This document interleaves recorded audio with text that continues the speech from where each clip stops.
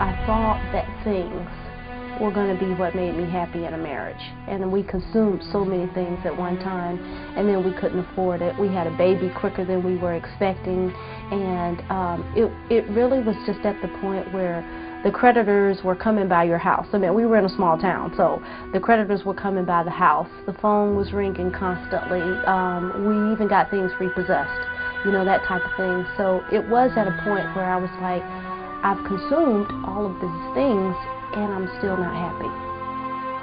This is the story of Helen Nelson, a woman that's passionate about trusting God in her finances. As a single mother, life wasn't always easy, but through a series of events in her life, she has come to the point of understanding the meaning of true financial freedom. Here is Helen's story.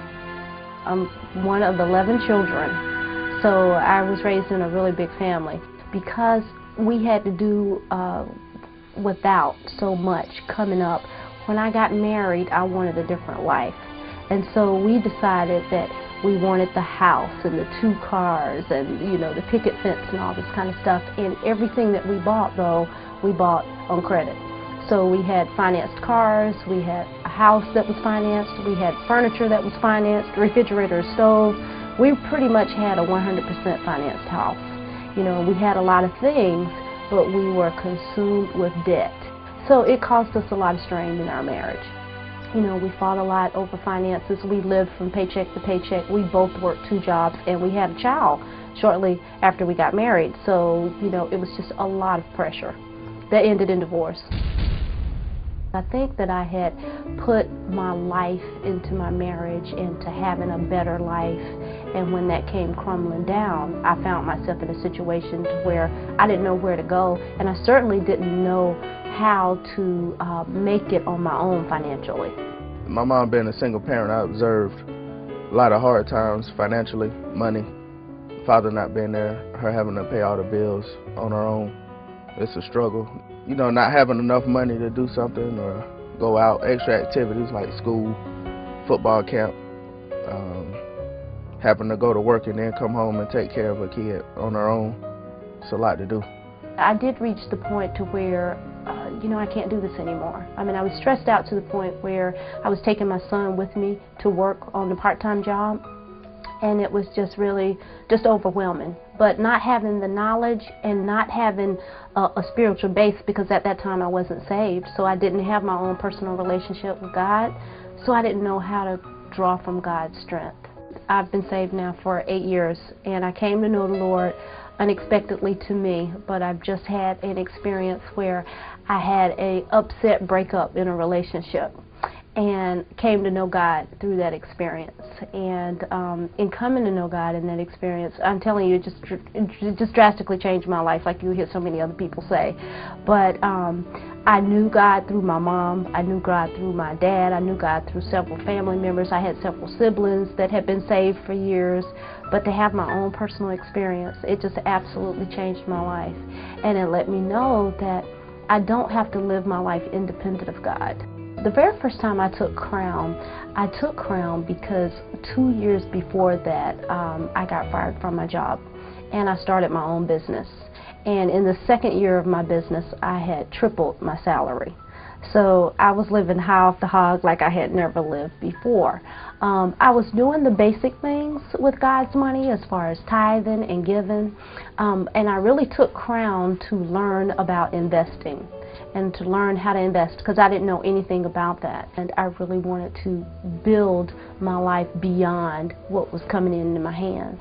Unbeknownst to me, what I didn't know is that the IT market crashed, and with that crash, my business crashed, and my salary went from 6 figures to about $20,000 a year. The unfortunate thing with that is that instead of me getting out of debt, because I thought that I would have this type of income for years to come, I used that money to play a little bit with. So what I was doing is increasing my standard of lifestyle. You know, I got a better car and a nicer apartment and nicer clothes and went on more trips and vacations. And so even though I was still tithing and still giving, I was using that extra money to upgrade my lifestyle. So when the crash came, I had no money to sustain that lifestyle. So as a result of that, my house got repossessed, my car got repossessed, and I really had no money to even live from month to month. You think that when you're in control of your life, that you're going to be okay. And that was the struggle for me, losing control of my life and just giving it to God and really being dependent on Him. And it's just so good because I have a peace that I've never had before. And I know that I'm going to be all right. And I don't watch the economy. Of course, you know, I'm not saying that I'm ignorant of the economy, but I understand that the world's economy is not God's economy. And regardless of what's going on in the world, God is going to take care of me. I witnessed just true faith of knowing no matter how bad it got for her, she never complained. She never said anything like, woe's me, I give up, what am I to do? She just continued to believe God that He was going to make a way, some kind of way. Well, how I'm doing financially these days is a lot different than what it was 2 years ago. You know, even though I'm not making the money that I was making, I feel that I'm doing better. I'm doing better because I've eliminated all of my debt except for my school loan, and that's what I'm targeting now. But it's just a different freedom. You know, it's a different freedom of knowing that, you know, money will no longer have me in bondage. You know, I won't be in bondage with debt, and the main thing that I won't be in bondage of is distrusting God with my money. I never had money problems. I didn't know what it was to be broke until to my job situation. But when I saw her going through it, and she did so well through it, then that kind of encouraged me that if she can do it, I can do it. It is of utmost importance to have that balance of the spiritual perspective and the financial perspective. And I, for one, can tell you I did not have that perspective when I took Crown.